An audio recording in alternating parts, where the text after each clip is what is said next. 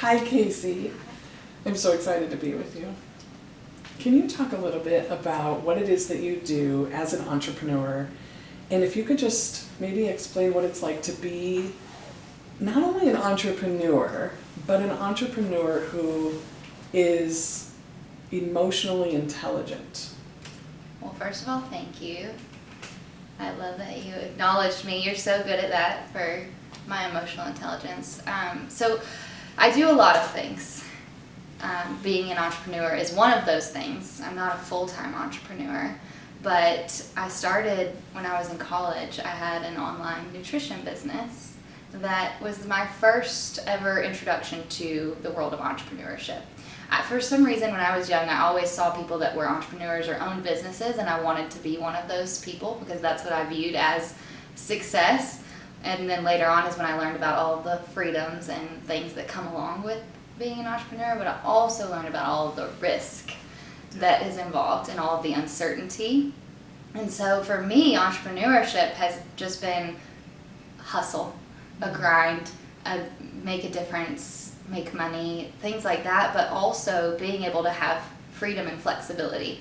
So currently in my life, what I do, I have a lot of things. So I have my full-time jobby job, as I like to say, where I work in sales in the meeting and event industry. But I also have an online nutrition and supplement business where I help people get healthy, have more energy, lose fat, and just be more emotionally and physically well. But I also do a few other things too. At one point in my life, I owned a condo and I had a tenant, so I was a real estate investor, I guess you could say. So I've always just had this big vision of, I know I want to do a lot of things. Like I can never just do one thing, but entrepreneurship will always be a part of what I do, even though I still have a full-time job. And when I was very fortunate to join the company that introduced me to personal development. And that's where I first started learning about emotional intelligence. Like I had heard of IQ before, but I'd really never heard of EQ, emotional quotient, emotional intelligence, which is really just your ability to be aware of your own emotions, other people's emotions. I'm an Enneagram 3, so I tend to shove my emotions down. But when I learned about personal development, I attended a conference, and the biggest quote that I heard was, "Success without fulfillment is the ultimate failure." And that was Tony Robbins. And I have just, my drive and my passion and everything that I do is always around how can I be fulfilled and happy, and then how can I help other people either just live that through me and experience it through me, or eventually how can I actually help them. So I wouldn't consider myself to be a direct health coach because I don't get paid to be one other than the products that I sell, but I do have that business.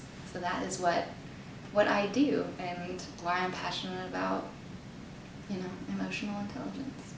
Yeah, well, and I think that Tony Robbins quote is where we align. That's where we really aligned, I think, when we met, was we not only want to be successful, we not only want other people to be successful, but we want them to be fulfilled. And you live that out. You live your life and you take care of yourself, and you're not just hustling and grinding for the sake of it. Right. Yeah, running from something. It's true and it's genuine and it's authentic. So, Kim, why are you so passionate about helping specifically entertainers and entrepreneurs and or both high achievers? Yeah, that's such a great question because I want everybody to be mentally well. Of course. Everybody, every single person on the planet. I want everybody to experience healing. For me, I hit a point in my mental health career when COVID hit where my mental health tanked. I had client after client after client, and I was faced with a decision. I was becoming extremely anxious, I was becoming resentful, I was depressed, and I was forced with a decision. And I just knew from the work that I had done, this was the first time I was collectively sharing a trauma with all of my clients. That never happened before. Mm-hmm. And so I was in a position of being a caregiver in the midst, it's like being in the fire. Needing your own care, too. Needing my own care. And just the lack of availability of that. And so the decision I was faced with was, do I plow through? And do I just do what I do? Yeah. and keep going because I know I can. I was a great therapist. Or do I take care of myself?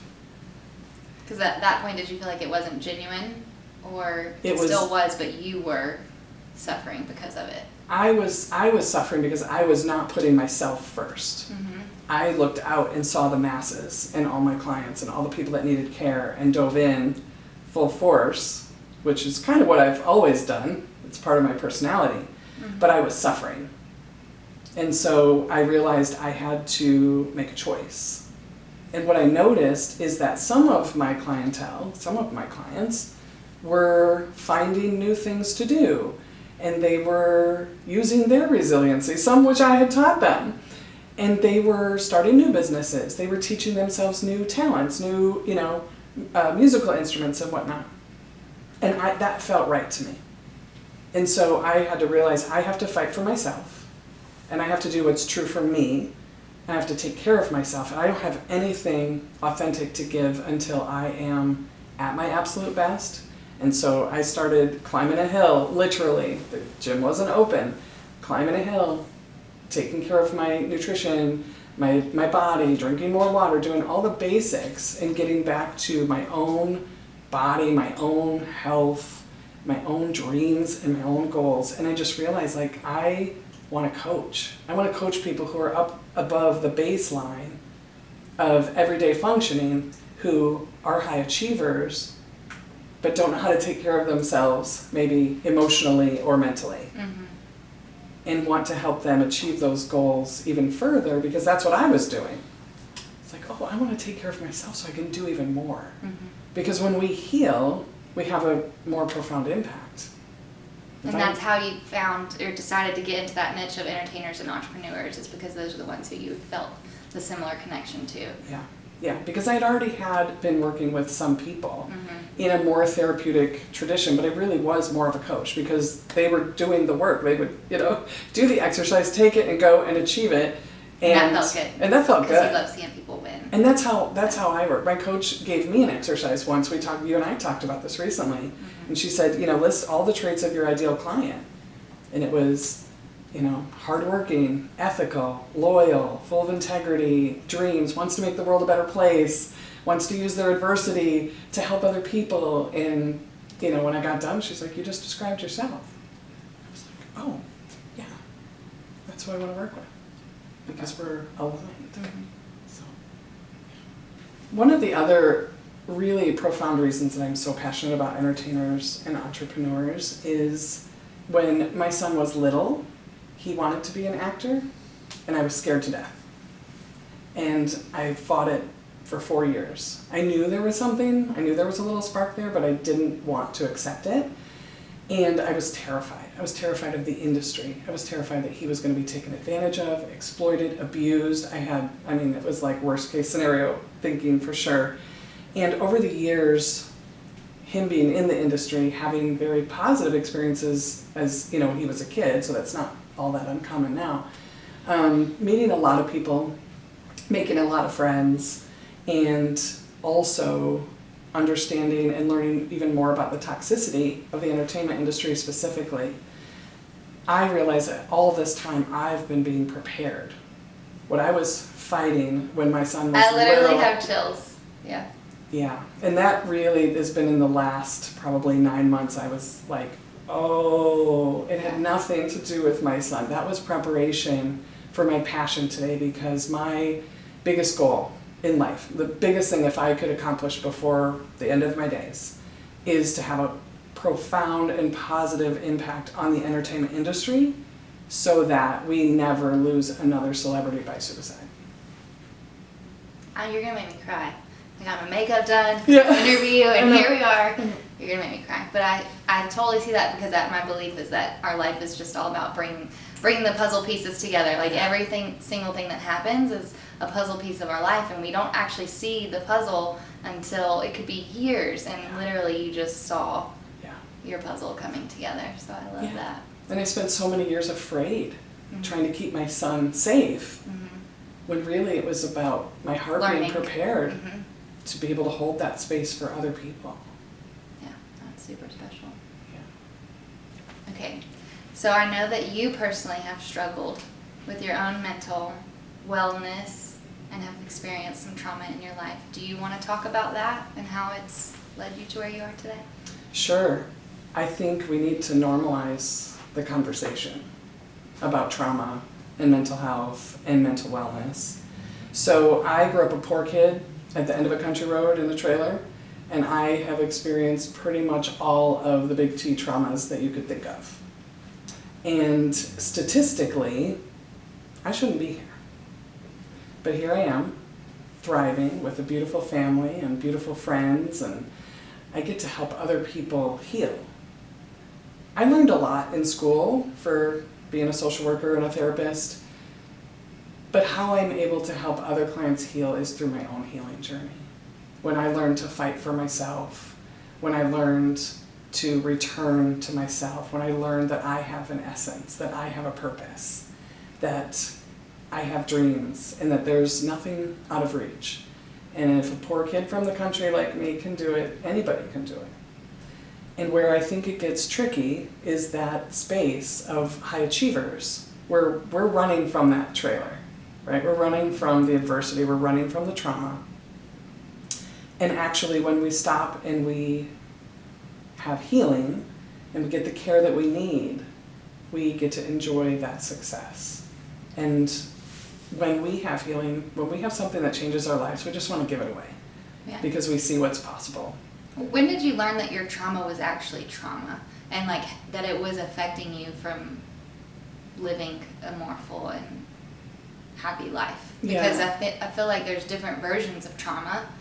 There could be, you know, what trauma is to one person might not be trauma to another person, but we could all agree that there are some traumas that everybody knows. Right. That's trauma. Right. You know, so like how did you actually identify, oh, I'm being held back because of this traumatic experience that I had, and now I'm aware of it, Yeah. and I can overcome it? Yeah, that's a great question. So I don't know that there's been any one aha moment other than I keep doing the work and untethering from my old stories, from my younger experiences.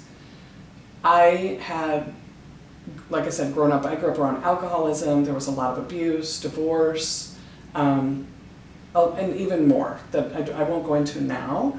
But like I said, big T traumas, I've pretty much lived through them. But in my 20s, I really thought, like, as long as I could say I've been abused, I'm okay. And it wasn't until I met my now husband, who was a very safe and comforting, loving, loyal, ethical man, when I started having my first panic attacks.